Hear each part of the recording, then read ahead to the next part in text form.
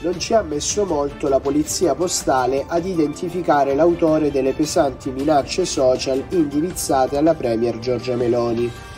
Usava uno pseudonimo, ma aveva mantenuto un'immagine del suo volto reale.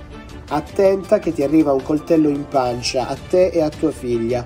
Tu togli il reddito e io ti uccido tua figlia, sicuro. Di questo tenore le minacce che indirizzava contro la Presidente del Consiglio su Twitter.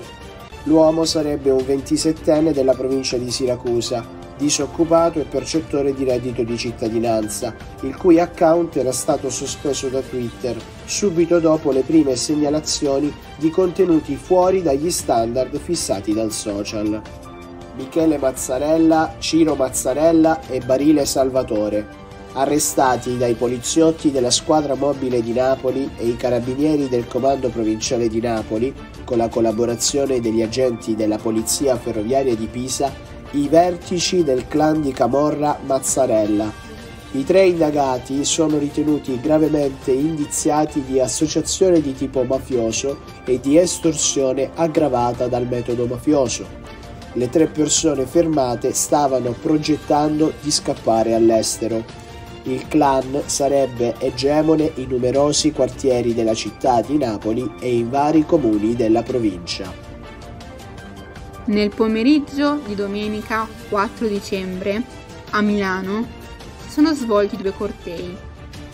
Uno della rete Milano antifascista, antirazzista, meticcia e solidale e un altro organizzato dal Coordinamento Uniti contro la Guerra.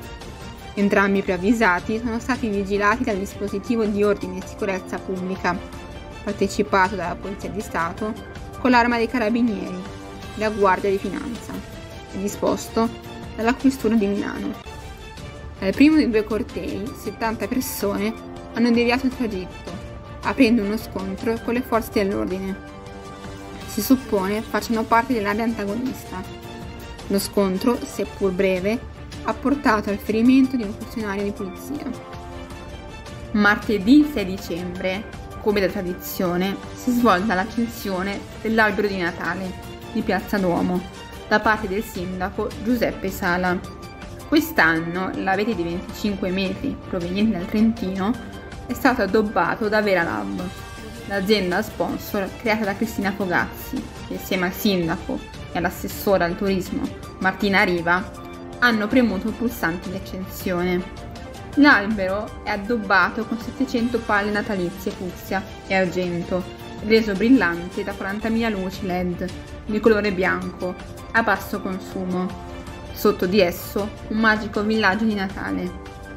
Insieme ad altri 17 alberi sparsi per la città, l'abete di Piazza Duomo fa parte dell'iniziativa Natale degli alberi.